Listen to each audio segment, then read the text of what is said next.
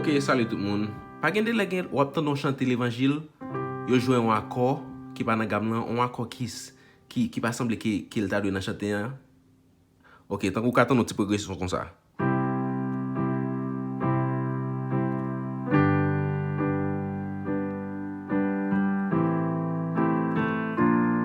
E pi yo jwe akor sa, ki pa yam nan gam nan menm.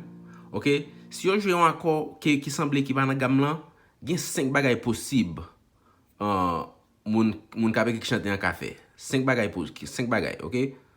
Ke mwen wè nan chante. So, si nou nan gam de do majeur, so 1, 2, 3, 4, 5, 6, 7, ok? 8, ou so a premier. So, premier bagay yo ka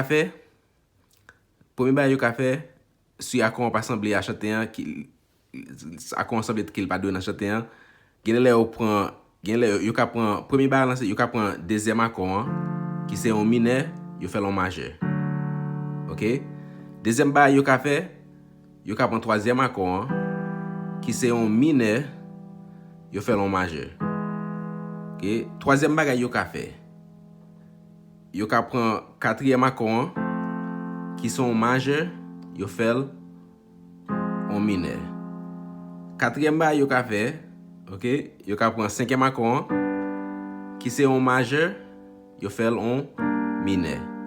Cinquième bagay, ok, cinquième bagay yo ka fè, yo ka lan septième lan, ok, so nou nan do, 1, 2, 3, 4, 5, 6, 7, yo pran septième lan, yo desen ni on demi-ton a gauche, et puis yo pran not sa, yo fè l'on akor majeur, so, ou vin gen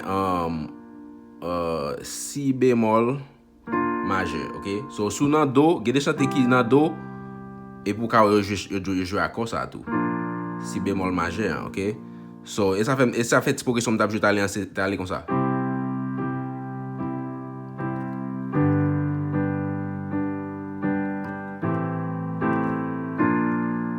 Ok?